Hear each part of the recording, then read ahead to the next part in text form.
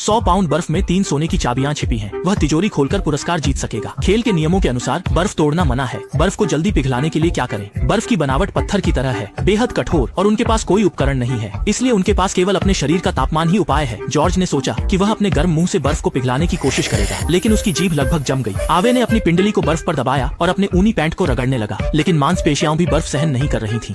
लेकिन लाओ वांग थोड़ा चतुर है। वह अपने पूरे शरीर की त्वचा का उपयोग करके गर्मी के क्षेत्र को बढ़ा सकता है ताकि बर्फ जल्दी पिघले। होस्ट ने अच्छे दिल से बताया कि पेट पर गर्मी सबसे ज्यादा होती है। क्या सच में? ओह,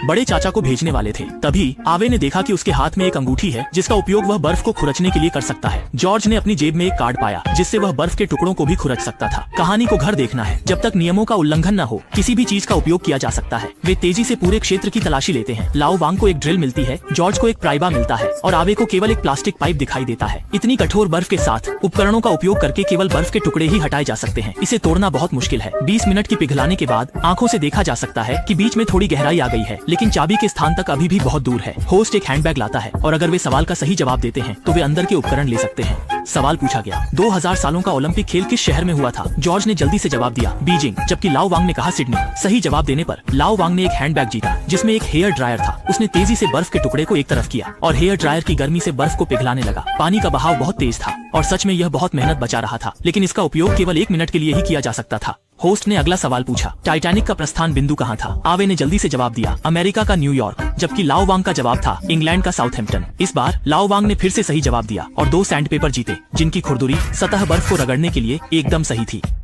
चाकू तेज है। लाओ वांग की गहरी खाई और भी बड़ी हो गई। जॉर्ज लगातार पिघले हुए बर्फ के पानी को चूस रहा है। उसके पास कोई उपकरण नहीं है, इसलिए उसे मुंह से ही हवा फेंकनी पड़ रही है। आवे ने बर्फ के टुकड़े को पलटा और एक नई दिशा में उसे गर्म करने की कोशिश की। समय बीतते बीतते 40 मिनट हो गए। पिघली हुई खाई और भी बड़ी हो गई और अब उसे चिंता होने लगी कि कहीं ये टूट न जाए। केवल हाथों का क्षेत्र चाबी के करीब होना ज्यादा सुरक्षित है। वे दोनों हाथों से बारी बारी से रगड़ते रहे और बीच का छिद्र भी बड़ा होता गया। होस्ट ने तय किया कि उपकरण नहीं दिया जाएगा ताकि वे अपनी मर्जी से काम कर सकें। जॉर्ज बर्फ के टुकड़े को लेकर बाथरूम गया। बहते पानी से बर्फ को पिघलाना चाहता था। आवे ने बर्फ के टुकड़े को नाले पर रखकर रगड़ना शुरू किया, जबकि लाओ वांग ने कोई कार्रवाई नहीं की, अपने हाथों से बर्फ को खुरचने पर जोर दिया।